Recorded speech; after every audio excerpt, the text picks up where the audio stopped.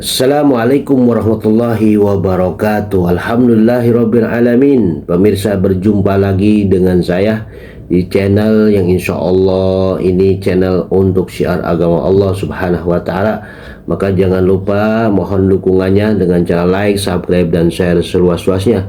Insya Allah kalau kita menge-share atau membagikan video-video konten-konten tentang dakwah agama Allah subhanahu wa ta'ala, kita pun akan mendapatkan pahala. Makanya jangan sampai ketinggalan, terus menge-share, membagikan video-video dakwah Islam. Kita pun insya Allah bagian dari dakwah kita melalui medsos yang kita miliki. Mari kita dengarkan lagi kajian-kajian dari guru-guru kita, bil khusus Buya Ar-Razi Hasim, yang mana kajiannya insya Allah sangat bermanfaat, bekal dunia dan akhirat kita. Karena kita ini sebagai manusia butuh sekali dengan nasihat, karena iman kita naik turun. Oleh karena itu sering mendengar pengajian, insya Allah iman kita terjaga, terpelihara. Oleh karena itu jangan lupa saksikan sampai dengan selesai agar wawasan dan ilmu pengetahuan kita bertambah, agar juga tidak gagal paham. Insya Allah marilah kita saksikan, insya Allah sangat bermanfaat.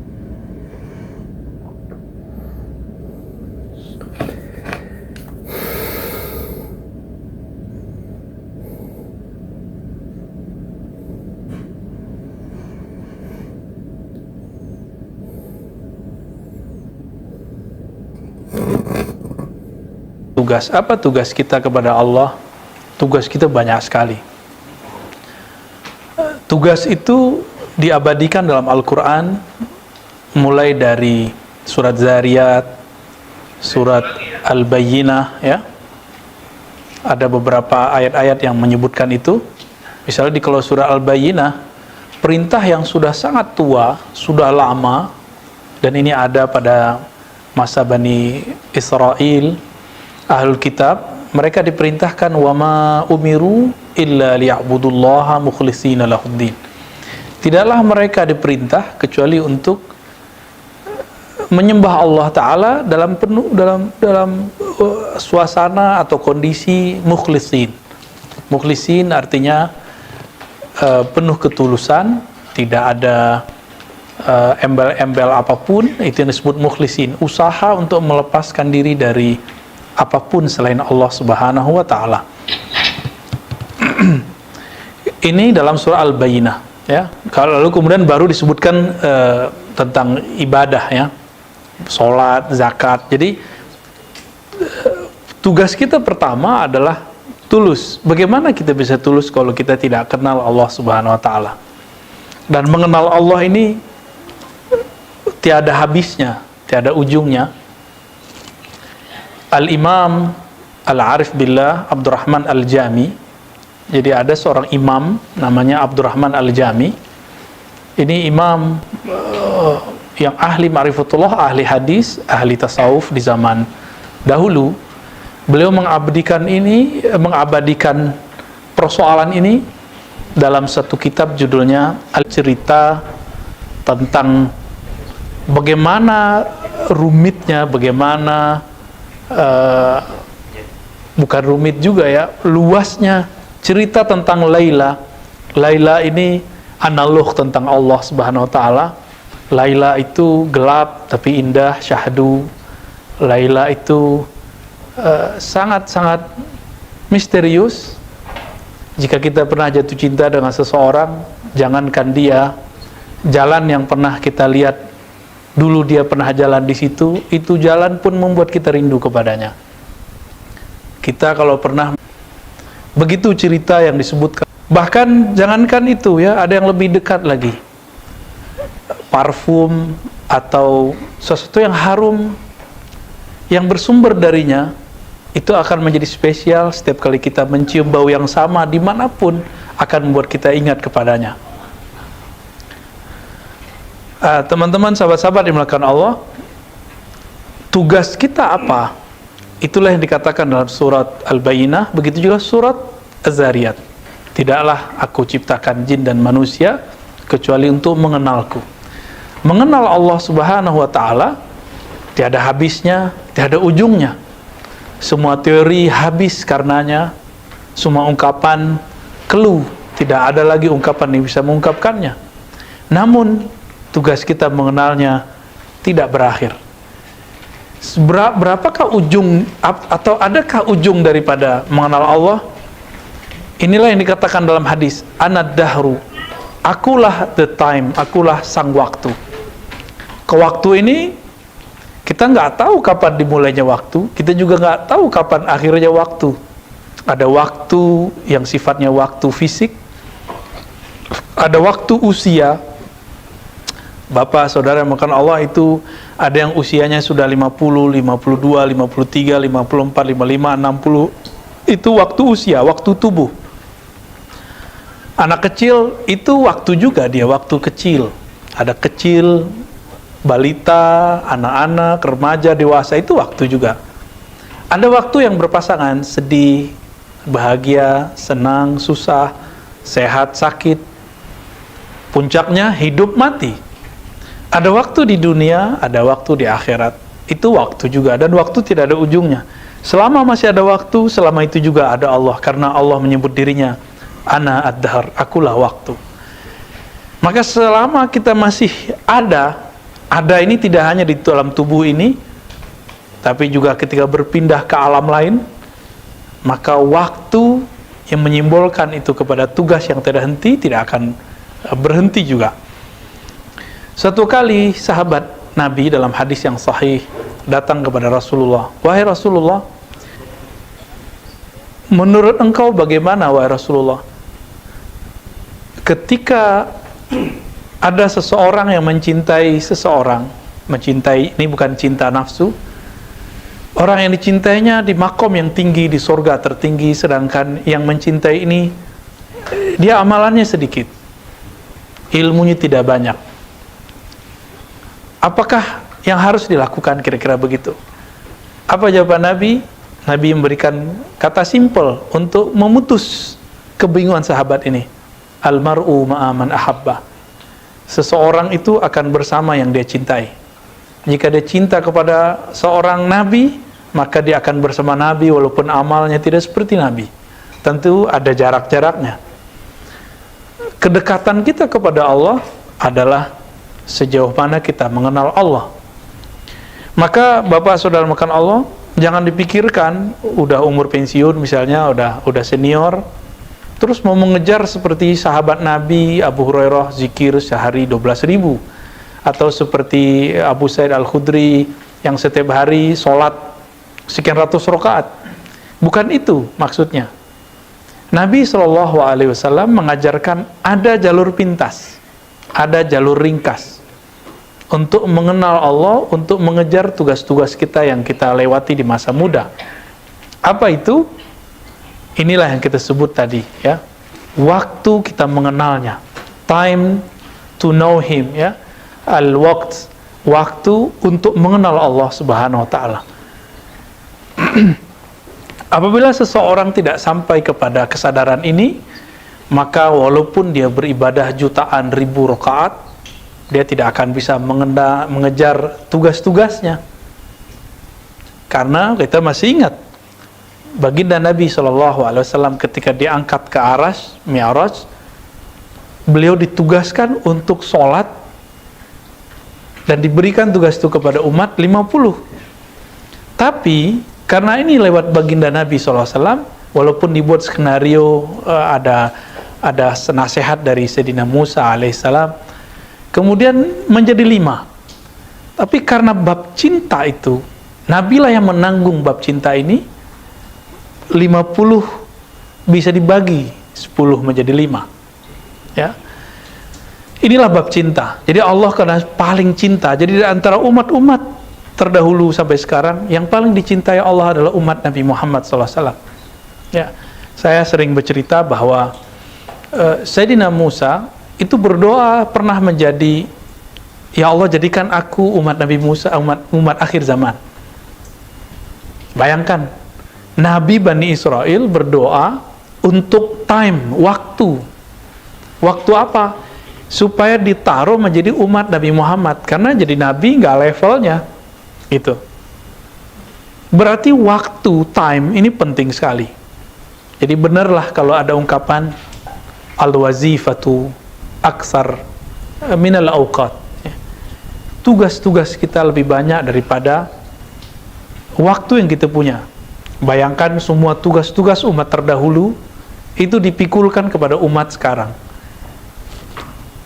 Jika semua tugas dipikulkan kepada kita, karena semua keburukan umat terdahulu ada sekarang, tapi jangan khawatir, semua kebaikan umat terdahulu juga dikumpulkan di masa ini.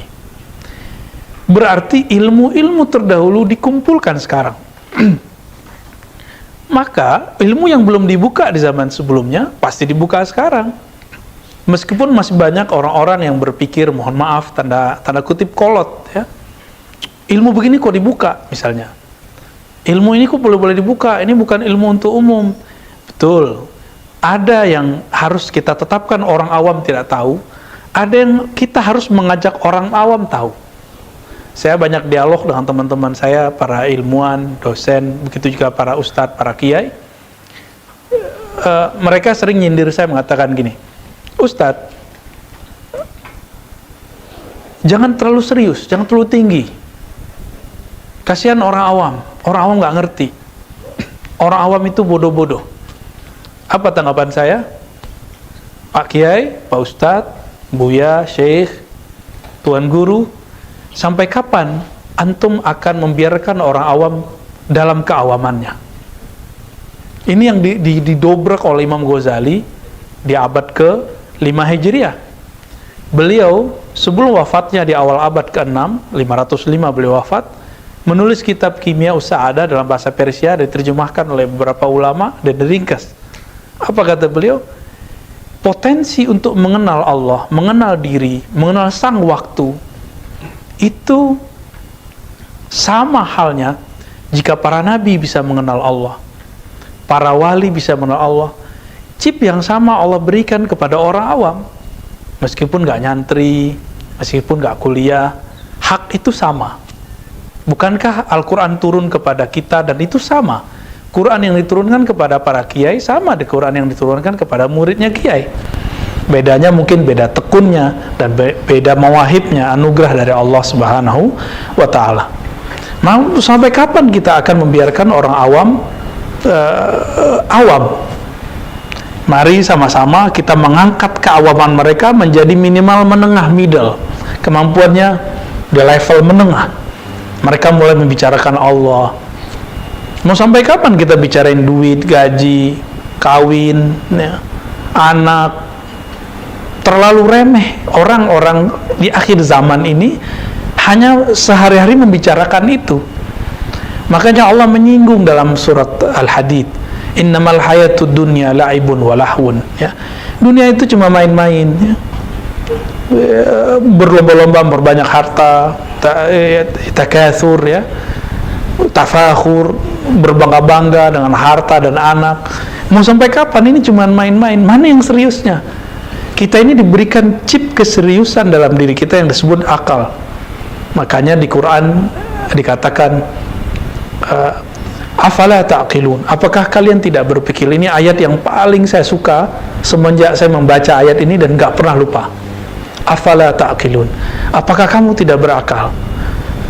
Afala yatadabbaruna al-Quran, apakah mereka tidak mentadabburi Quran? Ulaika ulul albab, mereka lah orang-orang yang punya lub, punya kecerdasan yang inti. Ini ayat-ayat yang sampai sekarang saya sulit melupakannya. Afalam yasiru fil ard, apakah mereka tidak piknik, membuka hati berjalan di muka bumi, sehingga fatakun, sehingga ada lahum qulubu yaqiluna biha, mereka punya kolbu yang menjadi server untuk berpikir. Jangan lagi berpikirnya, data-datanya bukan dari kolbu, tapi datanya masih dari dunia empirik, dari syahwat, dari keinginan, keegoisan, ya. Jangan hanya dari situ, tapi mulai masuk kepada alam-alam nuansa qalbiyah. Di kolbu itulah ada ma'rifatullah, mengenal Allah. Maka saya mengajak siapa yang merasa awam, oke, bagus, merasa awam itu tawadhu. Tapi untuk mengenal Allah, kita harus naik. Karena kalau kita nggak kenal Allah di sini, kita harus mencarinya lagi nanti di akhirat. Harus mencarinya lagi nanti di alam kubur. Mumpung masih ada di sini, kita kenal di sini. Ada satu hadis yang juga saya favorit membacanya. Mungkin teman-teman pernah mendengarkan di time-time yang lain, event-event yang lain. Awal seseorang masuk ke alam kubur, apa yang ditanya? Itulah puncak dari tugas manusia. Man rabbuk? Siapa Rabbmu? Siapa Tuhanmu? Siapa yang menciptakanmu? Itu yang ditanya. Nggak ditanya anakmu berapa, ya? Nggak ditanya istrimu berapa, gajimu berapa, rumahmu berapa, nggak ditanya. Kamu dulu pangkat terakhirnya apa? Kamu dapat gelar doktor nggak? Kamu dulu dosen ya? Kamu ini nggak ditanya. Yang ditanya itu man rabbuk? Siapa Rabbmu? Rabb di situ adalah zat yang kamu yakini dialah yang mengatur hidupmu. Dialah yang memberikan rezeki itu kepadamu. Itu Rabb. Kalau seseorang menganggap bahwa atasannya yang selama ini dia jadikan tempat mengabdikan diri, dia makan dari duit atasannya, sudah nanti dia akan jawab itu Tuhan saya, ya. Digampar langsung tuh sama Mungkar Nakir, ya. Hadis mengenai tentang alam kubur kan hadisnya sahih. Qurannya juga ada, ya. Kalau hadis itu sudah sampai derajat mutawatir, tapi kalau di Quran lafaznya masih implisit. Jadi pertanyaan pertamanya apa? Man rabbuk? Siapa Rabbmu? Maka tugas kita apapun di dunia, mau kita seorang dosen, mau kita seorang pebisnis, politisi, mau seorang apapun, tugas ini nggak boleh hilang dari dunia kehidupan kita. Niatkan kalau kita bekerja apapun, ujungnya nanti bisa mengenal Allah Subhanahu Wa Taala di semua lini alam semesta. Ya. Disebut alam itu alam li'annahu alamun lillah, ya. Disebut alam itu alam karena itu tanda-tanda bahwa Allah itu berperan di alam semesta, ya. Saya juga sering membuat ilustrasi sesuai dengan ayat-ayat Allah Subhanahu Wa Taala. Kita ini dulu tiada jadi ada, kecil, remaja, besar. Kita kan nggak sanggup menahan penuaan ini. Tiba-tiba muncul uban, ya. Jangan dikira Pak, walaupun saya paling muda di antara Bapak yang ngaji mungkin, tapi uban saya juga sama ada, dan saya tidak sanggup menahan keluarnya uban itu. Jidat kita sudah mulai berkerut, kita nggak sanggup menahan kerutan itu. Kenapa? Itulah hebatnya waktu, dan Allah menyebut dirinya, akulah sang waktu. Kita udah keburu berkerut dulu, ya. Maka banyak orang yang kemudian bertanya, saya sudah tua, saya sudah pensiun, saya sudah di akhir bekerja, bagaimana cara menutupi kekurangan masa lalu? Jawabannya cuma satu, ya. Kenali yang kau sembah, maka itulah afdalul ibadah, ya. Itulah ibadah yang paling tinggi. Kita menyembah, tapi nggak kenal, ya nggak ada hasilnya. Yang ada cuma taban, capek. Kita menyembah dan kita mengenalnya, itulah yang benar. Oleh karena itu, solat kita, ayatnya kan menyebutkan aqimis shalah, dirikanlah solat. Dan coba perhatikan, solat itu selalu berkaitan dengan waktu. Solat itu selalu berkaitan dengan waktu.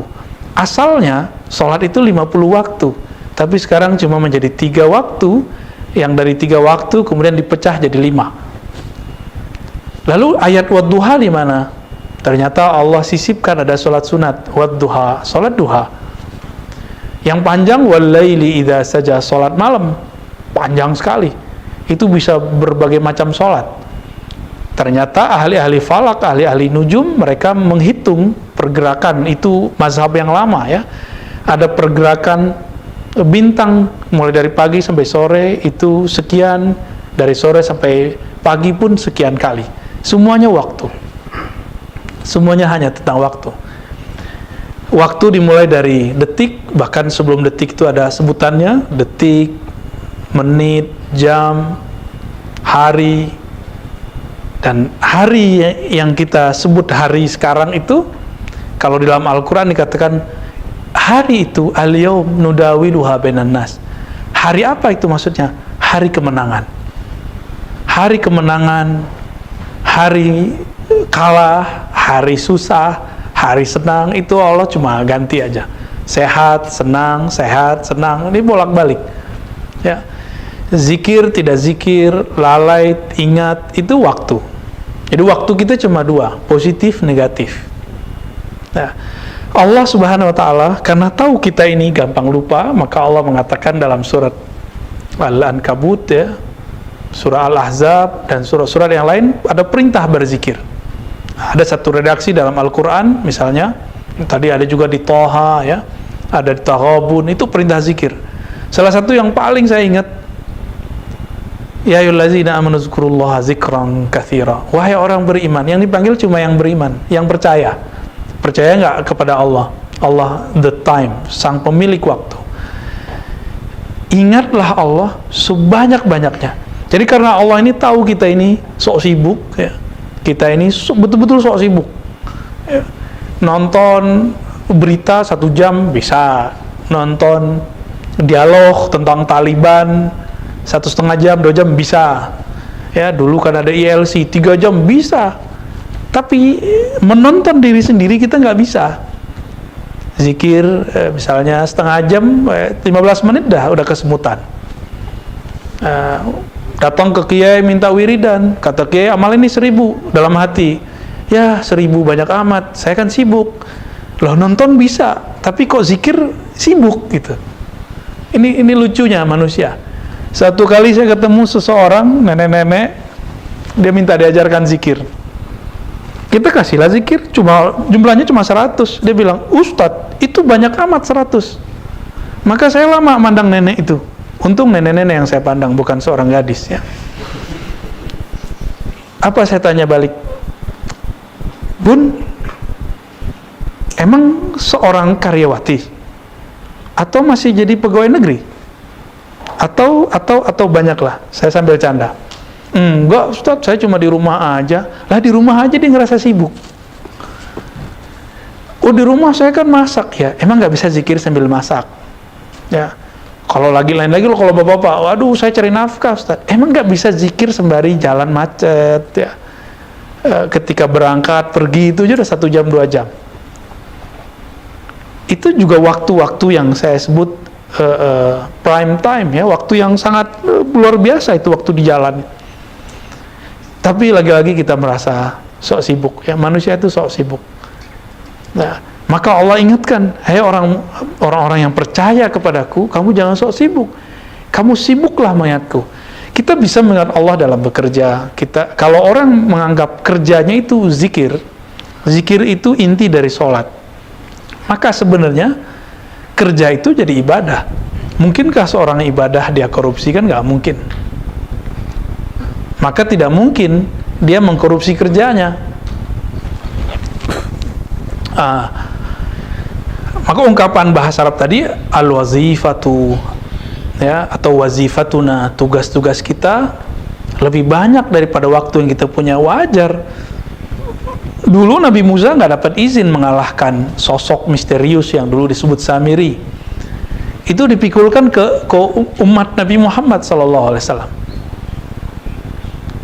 Semua apapun yang dulu dari zaman Sayyidina Adam sampai Nabi Isa itu dikumpulkan semua tugasnya ke umat Nabi Muhammad yang badannya kecil-kecil kayak kita, umurnya nggak sepanjang umat terdahulu. Apa rahasianya? Ternyata dulu Allah berkata kepada Nabi Adam, "Hai Adam, laula Muhammad ma khalaqtuka." Hai Adam, kalau bukan karena sosok Muhammad aku tidak ciptakan engkau. Berarti sosok Muhammad itu sosok yang dicintai. Ini hadis riwayat Imam Hakim, hadisnya sahih walaupun didhaifkan oleh orang yang tidak suka tema-tema ini, ya. Imam Hakim cukuplah dia yang mensahihkannya, ya. Imam ini menukil hadis ini karena inilah satu-satunya hadis yang paling kuat mengenai kenapa Allah menciptakan alam. Tapi kemudian orang-orang mengatakan, ngapain kajian begitu? Kita ini tugas kita bukan mengenal tentang Muhammad atau Nur Muhammad. Tugas kita adalah beribadah.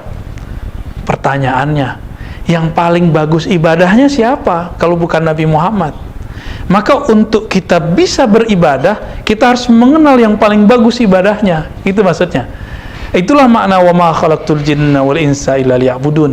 Tidaklah aku ciptakan jin dan manusia kecuali untuk menyembahku, untuk mengenalku. Siapakah yang paling kenal Allah?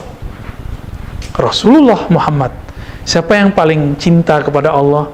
Siapa yang paling bagus ibadahnya kepada Allah? Itulah baginda Nabi Muhammad sallallahu alaihi wasallam. Maka jangan dipertentangkan kajian-kajian kita tentang ma'rifatullah, mengenal Allah. Tugas kita mengenal Allah itu dengan ibadah. Ibadah itulah tugas tertinggi. Kenapa? Bapak maukah kerja kepada orang kita nggak kenal, gajinya nggak jelas, orangnya juga nggak jelas, perusahaannya nggak jelas, mau nggak? Kan nggak mau. Saya juga nggak mau. Apalagi kepala saya mau saya taruh di bumi untuk menyembah sesuatu yang saya nggak tahu, kan nggak mungkin. Menyembah sesuatu yang nggak dikenal itu sesuatu yang paling absurd pada diri seseorang. Maka jangan dahulukan ritual zahir, tapi dahulukanlah pengenalan batin. Bahwa kita mengenal Allah dulu, itulah yang paling tinggi tugasnya. Adapun zikir, ya itu turunan dari mengenal. Orang kalau sudah kenal itu kan ada tingkatannya. Fisik saya bisa mengenali alam yang fisik. Alam yang fisik ini pertanda bahwa ada alam yang tidak fisik. Kenapa? Kok tiba-tiba ada anak kecil, besar, gede, tua seperti kita? Kan dulu kita anak-anak juga. Apakah yang membesarkan bapak ibu itu orang tuanya? Atau kita ngatur, ayo kamu jadi gede dong, gede gitu. Seperti film Conan ya.